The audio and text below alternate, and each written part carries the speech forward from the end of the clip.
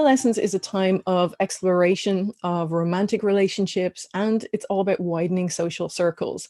These are key parts of young people's developmental needs.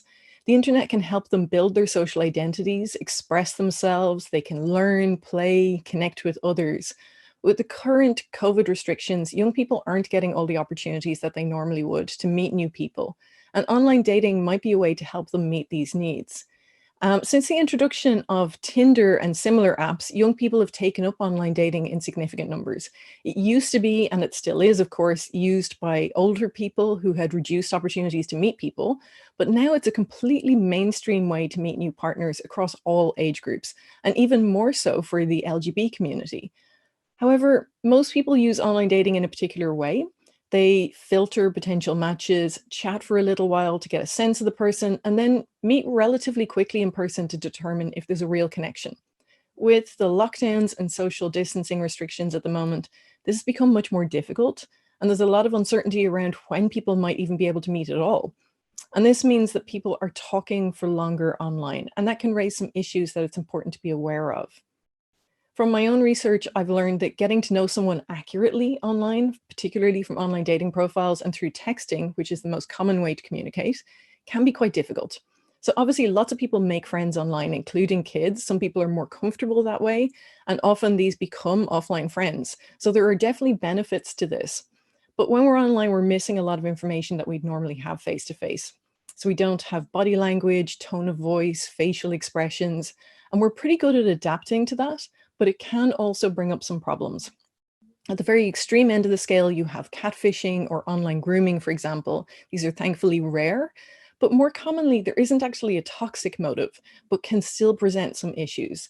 So there's a phenomenon known as hyperpersonal communication, and this happens online when you have a lot of time to edit to create a better presentation of yourself. You don't have to deal with all of the physical body and environmental issues that you would have face to face, things like stuttering, blushing, your body and what it's doing, other people. So that frees up some brain power to self-present well. So maybe you're a little funnier or wittier or smoother online. We also have the halo effect with online dating. So an attractive photograph means you might view all of the other information after that more positively. And so missing all of these face-to-face cues, you tend to fill in the gaps in your knowledge with positive information. And it can lead to very idealized impressions of the other person. So it might not be who they really are. When people talk for too long over text before meeting, it's less likely to be successful when they meet in person. The gap between their idealized idea they have in their head of the person and reality is just too wide. So we know that right now, with people talking for so much longer online before they have a chance to meet, that potentially the person that they're imagining in their head isn't quite who they might meet in person when they finally get to do so. It can also lead to a feeling of having more intimacy with the person and to sharing more and greater disinhibition. So young people might share more information, more images or text that they might not normally do. And I'll talk a bit more about sexting in a moment. But if you don't actually know the person and you haven't met them offline yet, they may not be quite who you think. And so kids need to be aware of that and be careful about what messages or images they send.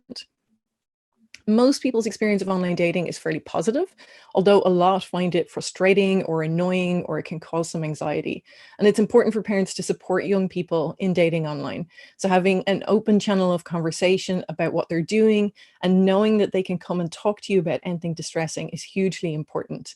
Of course, one of the most important things to say is that when someone is going on a date for the first time, that they have to be careful. Meeting in a public place, preferably in daytime, for a low investment meeting like a coffee that can be ended pretty quickly if it's not going well, letting people know where you are and having a plan to get out if things aren't going well is really important. We know that young people are about twice as likely to have unpleasant experiences in online dating than young men, and LGBT young people even more so.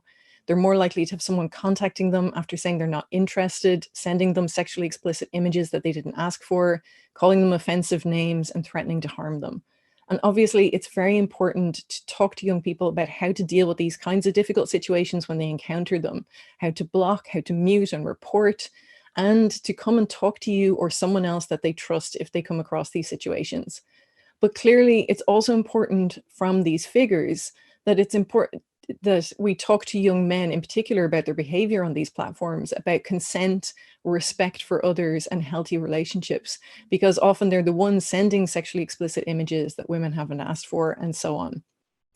So, in terms of sexting, about a quarter of young people engage in it, so it's a significant minority. It can be images or texts of a sexual nature. Mostly these are shared with a partner, so as a form of expression, sexual exploration, and emancipation. And generally, most people have positive experiences of this. But obviously, things can go wrong if that partner shares those images outside of the relationship. Girls are twice as likely to be asked to send nudes than boys, and they're more likely to receive unsolicited images, suffer more for sexting or for sending images than boys. Boys are more likely to ask for those images and to send unsolicited images. So again, it's incredibly important to talk to boys about this and about consent, preferably from a very early age. So why do boys and young men send unsolicited graphic images or messages?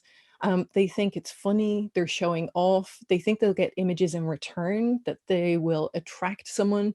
They genuinely think that girls are excited by receiving these images.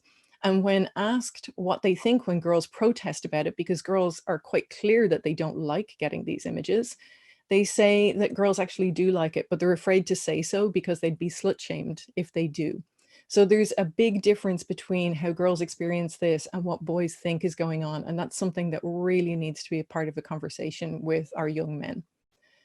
Taking or sharing intimate images without consent is abuse. This has significant harms for victims. They feel violated and anxious, sometimes suicidal. They don't know who's seen the images. They don't know if they'll ever be able to have them taken down online. And we now have the introduction of Coco's Law, which has criminalized the distribution and publication of intimate images without consent. And that can be with or without an intent to cause harm. And the key message this law is telling society is that this is unacceptable behavior. So laws aren't just about punishment. They're a social construct to help us understand what is acceptable within our society. And this is now illegal and wrong. So online dating is a very normal way for young people to meet now, but there are some issues to be aware of, particularly now with COVID getting in the way of the kind of typical behavior in online dating.